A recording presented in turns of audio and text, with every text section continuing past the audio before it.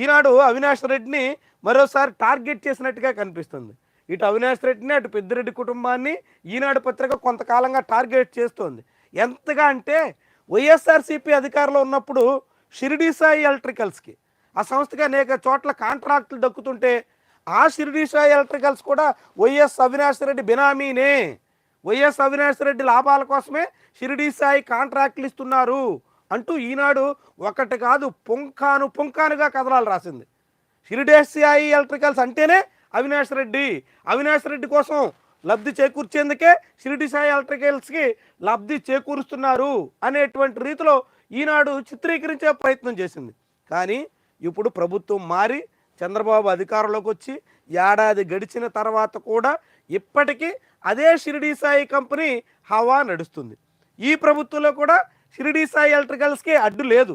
ఈ చంద్రబాబు ప్రభుత్వం కూడా షిరిడి సాయి ఎలక్ట్రికల్స్కే అన్నింట ప్రయోజనం కల్పించే ప్రయత్నం చేస్తుంది. మరి ఇది కూడా వైఎస్ అవినాష్ రెడ్డి కోసమేనా?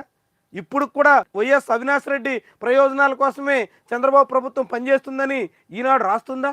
వైఎస్ అవినాష్ రెడ్డి బినామీ సంస్థే షిరిడి సాయి ఎలక్ట్రికల్స్ అని అప్పుడు ఈనాడు చెప్పిందే నిజమైతే ఇప్పుడు ఆ బినామీ సంస్థకి చంద్రబాబు ఎందుకు లబ్ధి చేకూరుస్తున్నారు, ఎందుకు కాంట్రాక్టులు ఇస్తున్నారు, ఎందుకు ప్రయోజనం చేకూరుస్తున్నారు అని ఈనాడు ప్రశ్నించగలదా? ఇలాంటివి ఉంటాయి కొన్ని కథనాలు కనుక అసలు లక్ష్యాలు. ఇక ఈసారి ఈనాడు రాసినటువంటి కథనం ఏంటంటే ఇప్పటివరకు జగన్మోహన్ రెడ్డి ప్రభుత్వం లేదంటే జగన్మోహన్ రెడ్డి అనుచరులు చెప్తుంది ఏంటంటే వైఎస్ఆర్సీపీ అధికారంలోకి వచ్చిన తర్వాత ఒక్క డిస్టిలరీస్ కూడా మేము లైసెన్స్ ఇవ్వలేదు, అన్నీ చంద్రబాబు అంతకుముందు ఇచ్చినటువంటి కంపెనీలే.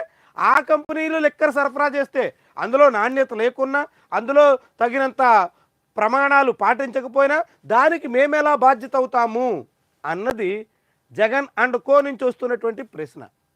ఇప్పుడు ఈనాడు రాసినటువంటి కథనం ఏంటంటే డిస్టిలరీస్ అన్నీ గతంలో ఇచ్చినవైనప్పటికీ వాళ్ళందరినీ బ్లాక్మెయిల్ చేసి బెదిరించి దారికి తెచ్చుకుని తమకు పెద్ద మొత్తంలో ముడుపులు చెల్లించేలాగా వైఎస్ అవినాష్ రెడ్డి ఆయన తండ్రి భాస్కర్ రెడ్డి కూడా వ్యవహరించారు.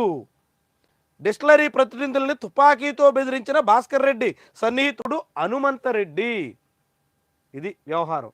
డిస్టిలరీస్ అన్నీ జగన్మోహన్ రెడ్డి హయాంలో లైసెన్స్ ఇచ్చినవి కాకపోయినా వాటన్నిటినీ తమకు అనుకూలంగా మలుచుకోవడానికి బెదిరించారు అన్నది ఈ కథనం సారాంశం. అంటే బహుశా ఇప్పుడు లిక్కర్ స్కామ్లో మిథున్ రెడ్డి, విజయసాయి రెడ్డి ఇలాంటి వాళ్ళు మాత్రమే ఇప్పటి వరకు నిందితులు.